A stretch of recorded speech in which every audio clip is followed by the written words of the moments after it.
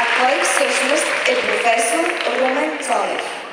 Той е бургазлия, изтъкнат композитор на театрална и филмова музика, ръководител на департамент театър в Нов български университет, автор на музиката за над 200 театрални спектакъла, играни на 4 континента, към игрални и документални филми, както и на произведения за музикалния театър. Румен Цонев е доктор на Парижкия университет Сорбоната и гостуващ професор в Националната консерватория за драматично изкуство в Париж, Лионската консерватория, Консерваторията за полифонична музика в град Тур, както и в Кралския колеж за музика Лондон. Основател и главен диригент на Френския вокален ансамбъл за православна музика. Музикален директор на Ателие за театър и музика Париж, най-големият център за музикален театър в Европа. За изключителните си постижения в музикалното изкуство в национален и световен мащаб, професор Румен Цонев е многократен носител на наградите Икар и Астер, носител на Златното перо за принос към българската култура, лауреат е на Международния театрален фестивал в Нюкасъл, Англия, на Международния фринч фестивал в Едмонтън, Канада и на Световния театрален фестивал в Ноксвил, САЩ. През 2000-та година в Стокхолм става единственият чуждестранен творец, удостоен с престижната награда Бергман. 2010 година получава Икар за цялостен принос към българския театър, а през декември същата година става почетен гражданин на Бургас, най-скъпата за него награда. Дами и господа, моля за вашите аплодисменти за миналогодишният носител на наградата Емил Чакъров, именитият цигулар Минчо Минчев и настоящия носител на приза професор Румен Цонев.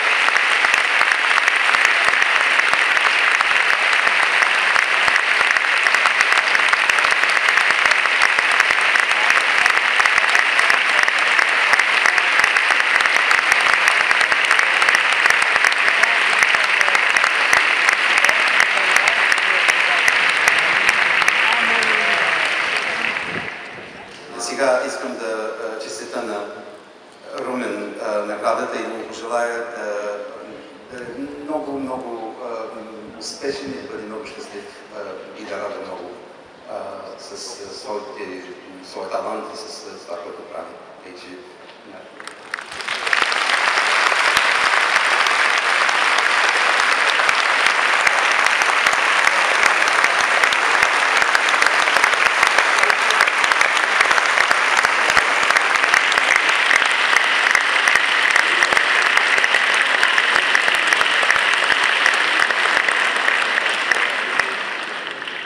Благодаря много.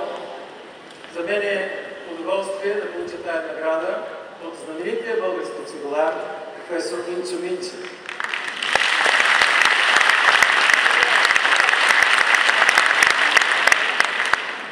Уважаема госпожа Ананиева, благодаря от сърце за тази висока награда. Благодаря ви на вас и на господин Текелиев, че успяхте с тези празници да направите Бургас не само най-красивия град в България, но един истински европейски културен център.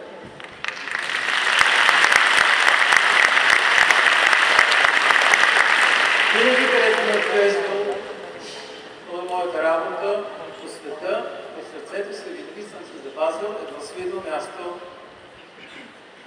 на моя роден град с много обич и с признателност. Това е града, където бяха моите родители, моите учители, където са моите прекрасни съученици и приятели.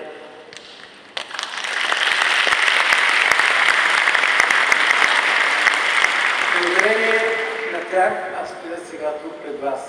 Тази награда ми е особено скъпа и за това, че тя е името на един голям музикант, моя съученик от Славейковото училище Емил Чакъров.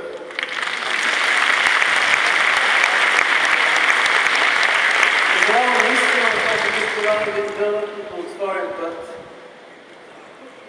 Бих желал да има много носители на тази награда, защото колкото пъти я връчвате, толкова пъти ще се споменава остава името на големия музикант Емил Чакъров, и който остава и до днес единственият български диригент, който правеше една наистина световна кариера.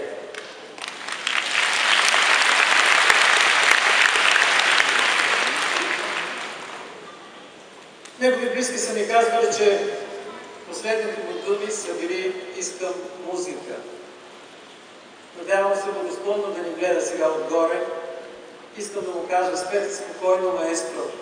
Вие се завръщате в любимия си град по най-прекрасния начин, като музика. Благодаря още веднъж за високата награда и на всички вас пожелавам приятно представление.